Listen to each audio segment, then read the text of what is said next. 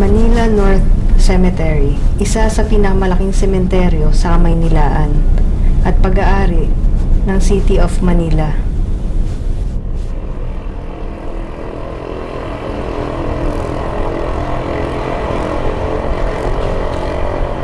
Dito, nakahimlay ang iba't ibang kilalang personalidad sa Pilipinas.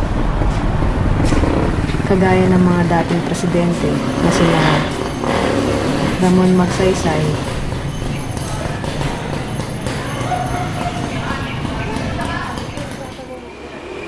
Sergio Osmeña. Nandito rin nakahimlay ang dating senador na si Claro M. Recto. At ang first elected mayor ng Maynila na si Arsenio H. Lacson.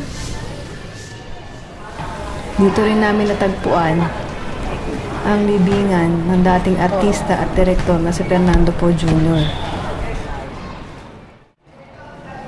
At ang komedyanteng artista na si Larry Silva, o mas kilala bilang Pipoy. Hindi lang tao o sikat na personalidad ang makikita dito. Ngayon, may mga libingan din para sa mga alagang aso.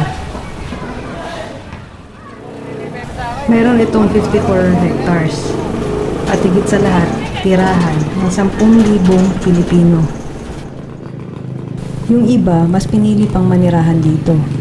Walang binabayarang upa. Makakapili ka pa kung saan mo gustong tumira.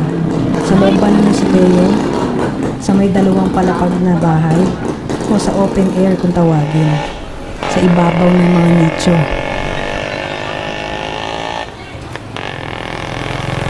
Mailap sa camera ang mga nakatira dito. Sa totoo lang, nahirapan kami kumuha ng mga footages na ipapakita sa video vlog na ito. Natatakot sila na baka palisin sila ng mamamahala sa sementeryo ito kapag nakita silang nagpa-interview sa harap ng camera. Mahirap manirahan dito. Araw-araw kasama mo patay. Hihigaan mo, libingan ng patay. Pero para sa kanila, wala silang choice. Para sa kanila kasi mura pagtira dito eh. Libre ang upa ng bahay. Meron din silang amenities gaya ng basketball court. Poproblemahin mo na lang yung pagbayad sa illegal na kuryente at ang pagbayad sa pag-igib sa deep well na tubig.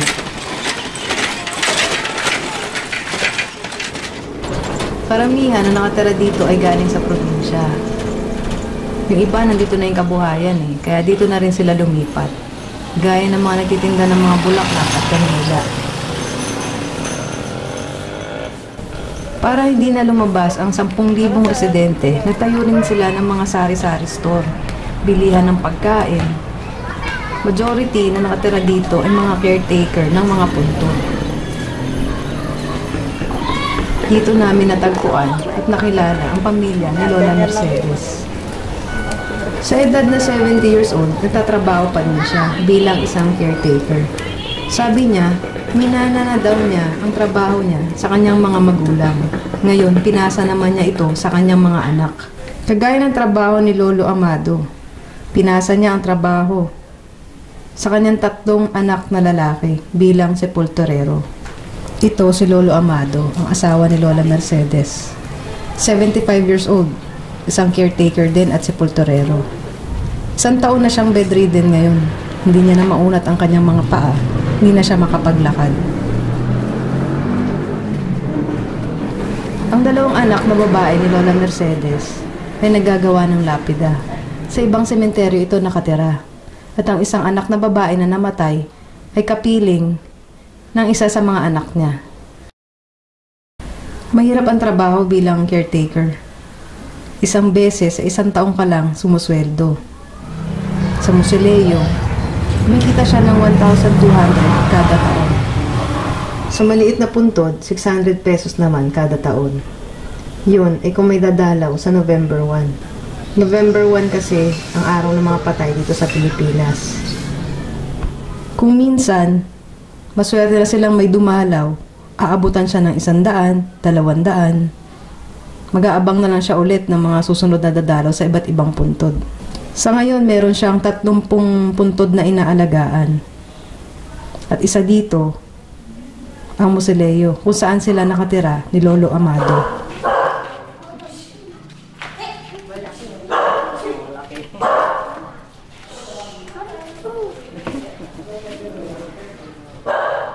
Dito ang natutulog si nanay sa ibabaw ng nicho. Tapos si tatay, meron po siyang papal dito sa baba naman.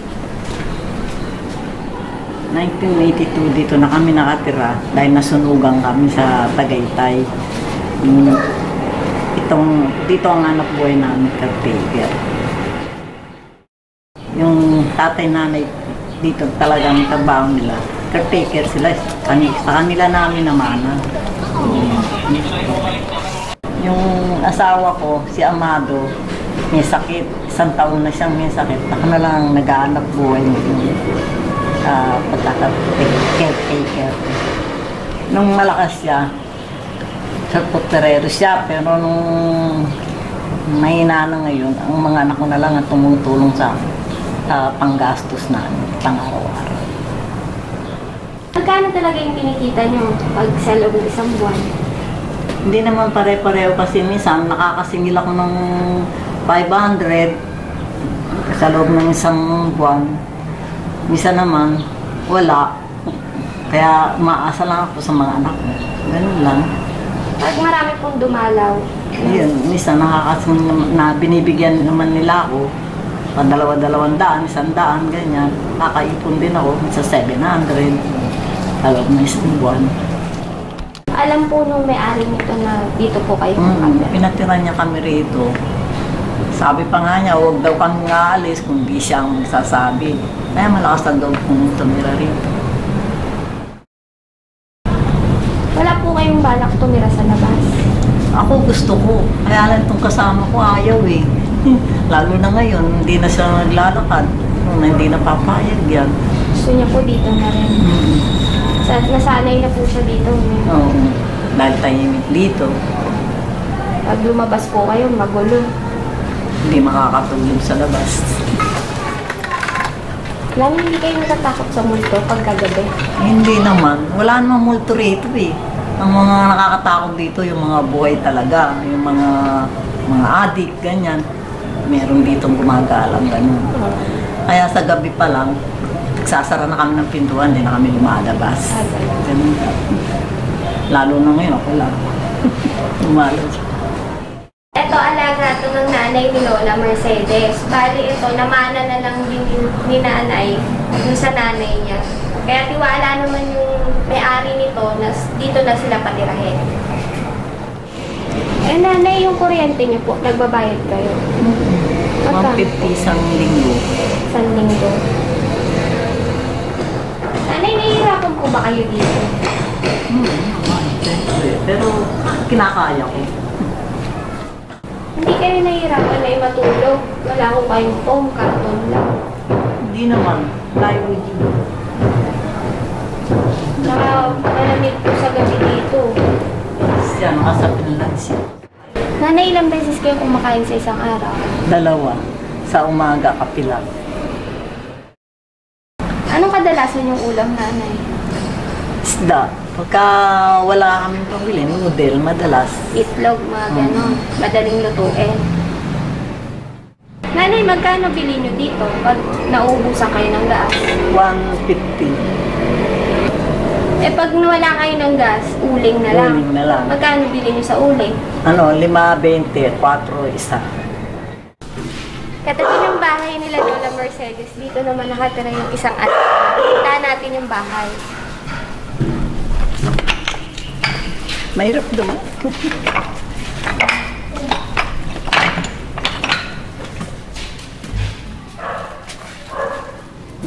Pitong miyembro ng pamilya ang nakatira dito. Puntod ito ng kapatid niyang namatay. Naglagay lang sila ng bubong para hindi sila mainitan o mabasa ng ulan.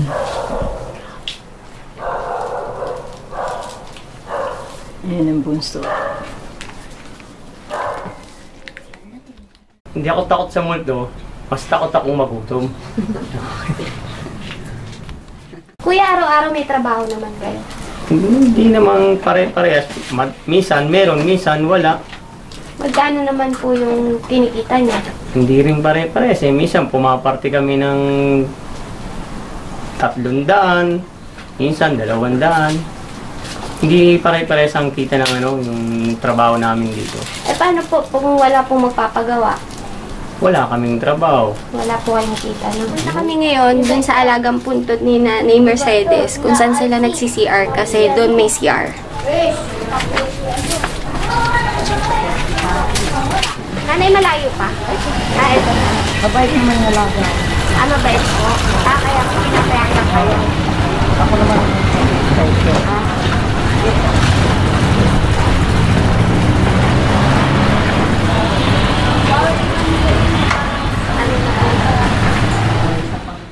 Dito sila nagsi-CR. Kaso walang tubig. Magdadala sila ng timba na may laman tubig.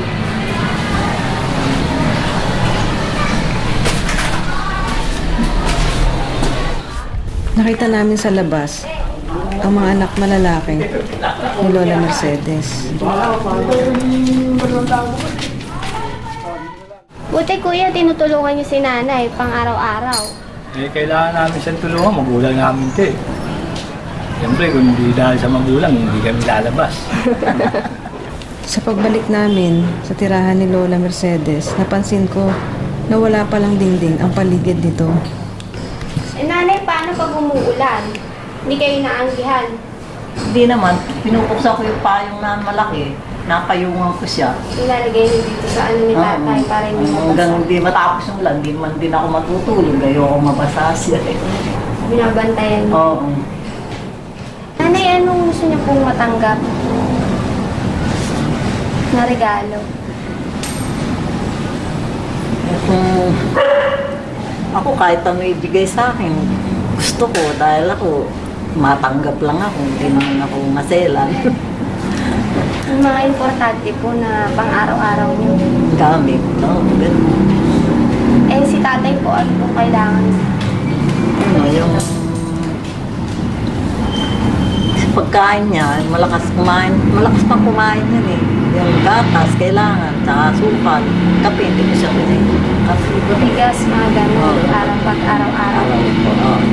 Ang poproblemahin niya na lang ulam. Dinala namin ang mga pangunahing pangangailangan nilang mag-asawa. Nanay, nandito po kami para meron po kami dalang munting tulong para makatulong po sa inyo ni tatay sa pang-araw-araw niyo po. Galing po kay Sir Mark at kay Ma'am Rhea. Meron po tayong mga kaibigan sa Amerika na gustong tumulong sa mga taong nagsusumikap po sa buhay. Katulad niyo po.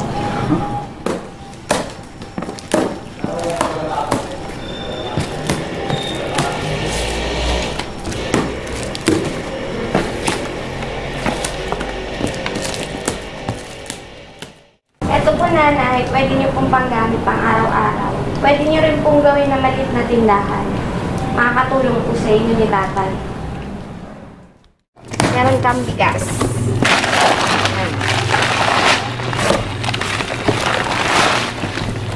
Tapos, ito nanay, meron mga canned goods.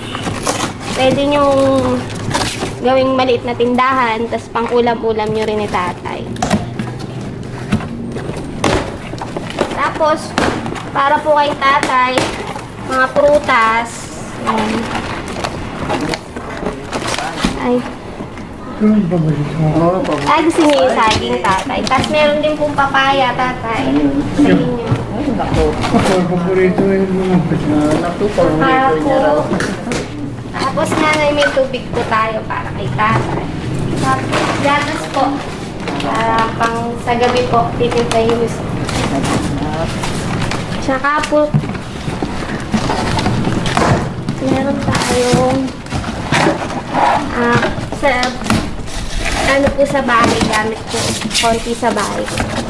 Eh nanay, para po pag nag-iinit kayo ng tubig kay tatay, sasaksak nyo na lang po. Meron din po tayo mga balde, panggamit nyo po.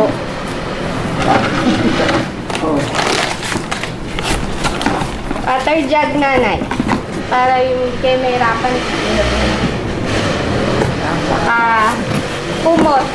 Kasi di ba maginaw dito sa gabi. Okay. Sa Saka mga plato po, ang gamit niyo po. Tapos meron may punda. Kaya nanay, syempre na may punda, may kumot. Meron din po tayong higaan. Para po hindi na po kayo malamigan kagabi. Tag-isa po kayo ni tatay. Para po meron na po kayong higaan, hindi na po yung plywood. Tsaka kay tatay po yung isa.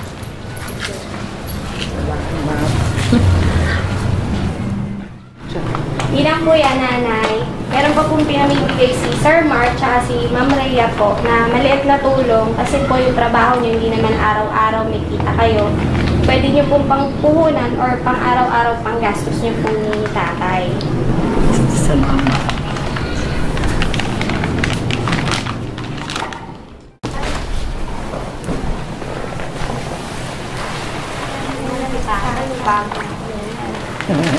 Tatag natin doon, Nay. Yan, kompleto na. Masarap na tulog mo nito, mamaya nanay. Kutsyon. Inayos namin ang mga putas. At syempre, ang bagong higaan ni Lolo Amato. Nagpatulong na kami sa mga anak ng mga lalaki para maging komportable na siya sa kanyang hinihigaan. Hawak ka. Hindi ka babagsak. Kamusta tayo? Masarap ba humiga? Masarap. So, relax na kayo.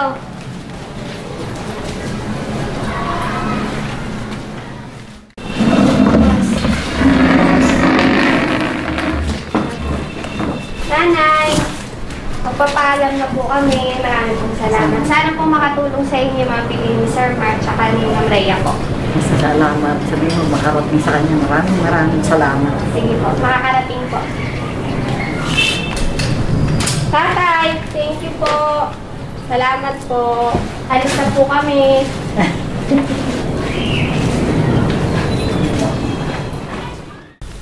Saksi, ang apat na sulok ng mausoleo na to, kung paano namin sila napasaya.